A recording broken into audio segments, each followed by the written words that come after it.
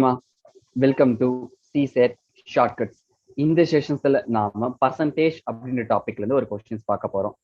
The population of a town is increased from 1,75,000 to 2,62,500 in a decade. What is the average percentage increase of population per year? ஒரு டவுன்ல 10 வருஷத்துல 1,75,000 இருந்து 2,62,500 ரூபாய் மக்கள் தொகை மாறி இருக்கு. அப்போ ஆவரேஜ் பர்சன்டேஜ் வந்து பாத்தீங்கன்னா ஒவ்வொரு வருஷத்துக்கு எவ்வளவுன்னு கேட்டிருக்காங்க. நம்ம பர்சன்டேஜ்ல படிச்சிருப்போம் இல்லையா, ஃப்ரம் வேல்யூ ஹவு மச், அவ்வளவுதாங்க. ஃப்ரம் வேல்யூ என்னங்க இங்க 1,75,000. ஹவு மச்னா எவ்வளவு இன்க்ரீஸ் ஆயிருக்கு? 87,500 இன்ட்டு 100ங்க. அப்போ கேன்சல் பண்ணுங்க. 20க்கு 20, 10க்கு 10, அகைன் 5 டேபிளால ரிமூவ் பண்ணலாம். Yes or no? எஸ்ங்க.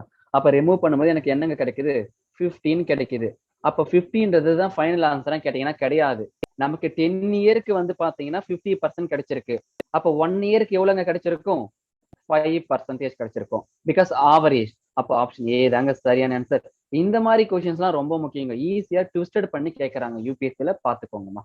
Thank you so மச்ங்க.